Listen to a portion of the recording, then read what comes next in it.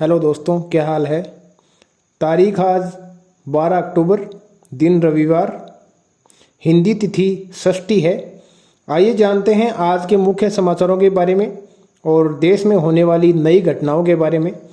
लेकिन उससे पहले अगर आपने अब तक इस वीडियो को लाइक नहीं किया है तो वीडियो को लाइक कर दीजिए और नीचे दिए गए सब्सक्राइब बटन को भी दबा लीजिए ताकि रोज़ ऐसी ही न्यूज़ आपके मोबाइल पर आती रहें और रोज़ हम आपको ऐसी ही ज़रूरी खबरें आप तक पहुंचाते रहें। तो सबसे पहली खबर निकल कर आ रही है। पीएम मोदी ने बुधवार को नवी मुंबई अंतर्राष्ट्रीय हवाई अड्डे के चरण 1 का उद्घाटन किया। नए हवाई अड्डे से मुंबई के मौजूदा छत्रपति शिवाजी महाराज अंतर्राष्ट्रीय हवाई अड्डे पर भारी यातायात के बोझ को कम करने की उम्मीद है। 19,650 करोड़ रुपए की लागत से बने इस एयरपोर्ट की वार्षिक यात्री क्षमता 9 करोड़ होगी। प्रधानमंत्री नरेंद्र मोदी ने बुधवार को कांग्रेस पर तीखा हमला बोला और कांग्रेस पर 2008 के मुंबई आतंकवादी हमलों के बाद पार्टी पर कमजोरी दिखाने का आरोप लगाया और आरोप के उस समय के राजनीतिक फैसले दूसरे देश के दबाव से प्रभावित थे।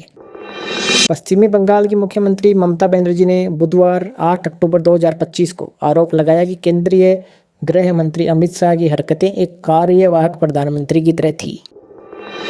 दक्षिण कश्मीर के जंगल में सेना के 2 कमांडो लापता, संयुक्त तलाशी अभियान जारी। दक्षिण कश्मीर के गडोल जंगल में 6 अक्टूबर को एक ऑपरेशन के दौरान सेना के 2 कमांडो लापता हो गए थे। मध्य प्रदेश में कोल्ड कफ सिरप से मरने वालों की संख्या बढ़कर 19 हुई। बीमार बच्चों का उपचार अभी भी जारी है। सभी कफ सिरप की टेस्टिंग सुनिश्चित करें। खांसी की दवाई से 20 मौतों के बाद डीजीएचएस ने राज्य सरकारों को दिया निर्देश। डीजीएचएस ने निर्देश में कहा कि निर्माताओं को ड्रग्स नियमों का पालन करना अनिवार्य है।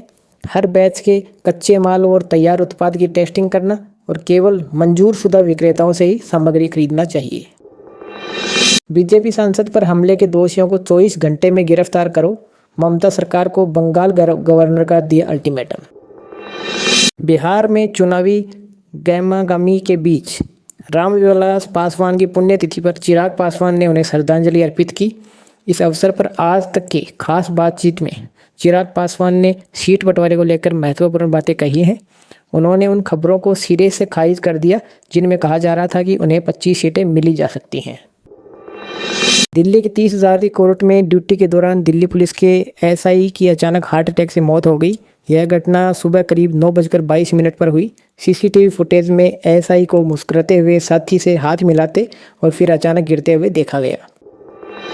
कांग्रेस की केंद्रीय चुनाव समिति सीईसी की बैठक हो रही है, जिसमें पहले चरण के चुनाव के लिए सीटों को अंतिम रूप दिया जाएगा। हालांकि इंडिया ब्लॉक में सीट बंटवारे को लेकर अभी तक कोई आम सहमति नहीं बन पाई है। दिल्ली के सरकारी अस्पतालों में पीएम केयर्स मशीनें खराब, 30% वेंटिलेटर फेल। आरटीआई में खुलासा। ये रिपोर्ट स्वास्थ्य व्यवस्था में खामियां और इमरजेंसी तैयारियों की कमी को उजागर करती है। सिरप कंपनी का मालिक होगा गिरफ्तार। एमपी पुलिस तमिलनाडु रवाना। एमपी के हेल्थ मिनिस्टर राजेंद्र शुक्ला ने बताया कि अब तक मध्य प्रदेश के कुल 20 बच्चों की मौत हो गई है। इनमें छिंदवाड़ा से 17, बैतूल से 2 और पांडुर्ना से 1 बच्चा शामिल है। राजस्थान का सबसे बड़ा जिला अस्पताल बना फायर एनओसी से चल रहा। रोज आते हैं 5,000 मरीज। जयपुर के एसएमएस अस्पताल में लगी आग के बाद अब अलवर का सबसे बड़ा राजीव गांधी सामान्य अस्पताल चर्चा में है। यह अस्पताल बिना फायर एनओसी के चल रहा है। रोजाना यहाँ 5,000 मरीज इलाज के लिए आते हैं। फायर सिस्टम सालों से बंद पड़ा है और ज़्यादातर उपकरण एक्सपायर हो चुके हैं, जिससे बड़ा सारा हादसा होने की खतरा बना हुआ है। राजस्थान के जयपुर अजमेर हाईवे पर दुद्दू के पास सावरदा इलाके में मंगलवार रात एक खौफनाक अग्निकांड हुआ, जिसका पूरा मंजर अब सीसीटीवी फुटेज में सामने आया है। एलपीजी सिलेंडरों से भरा एक ट्रक पीछे से आ रहे तेज रफ्तार ट्रेलर से टकरा गया, जिसके बाद धमाके हुए। राजस्थान के अलवर जिले में पुलिस ने गरीब हिंदू महिलाओं और पुरुषों को पैसों का लालच व डर दिखाकर ईसाई धर्म अपनाने के आरोप में 5 लोगों को किया गिरफ्तार। मौके से धर्म प्रचार सामग्री और पेन ड्राइव बरामद हुई। पुलिस ने मामला दर्ज कर आरोपियों को जेल भेज दिया है। गुजरात सरकार का दिवाली तोहफा। कर्मचारियों और पेंशनरों का डीए 3 से 5% बढ़ा। मुख्यमंत्री भूपेंद्र पटेल ने दिवाली से पहले राज्य के 9.5 लाख कर्मचारियों और पेंशनरों के लिए महंगाई भत्ता डीए में वृद्धि की मंजूरी दी है। 7वें वेतन आयोग के तहत डीए 3% और 6ठे वेतन आयोग के तहत 5% बढ़ाया गया है, जो 1 जुलाई से लागू हो जाएगा। गुजरात भारत में घुसने की कोशिश कर रहा था पाकिस्तानी नागरिक, बीएसएफ ने पकड़ा। पाटन जिले के संतालपुर में बीएसएफ ने एक पाकिस्तानी नागरिक मोहम्मद नवाज को भारतीय सीमा में प्रवेश की कोशिश करते हुए पकड़ा। उसे आगे की जांच के लिए संतालपुर पुलिस को सौंपा गया है। महाराष्ट्र में इस बार मानसून ने भारी तबाही मचाई है। बाढ़ और बारिश के कारण बड़ी संख्या में किसानों की फसलें बर्बाद हो गई।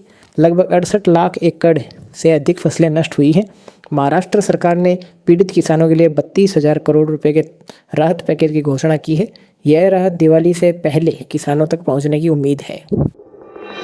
तो ये थी आज की ताज़ा खबरें। ऐसी खबरों को रोज़ पाने के लिए चैनल को सब्सक्राइब करें और घंटी के बटन को दबाना ना भूलें।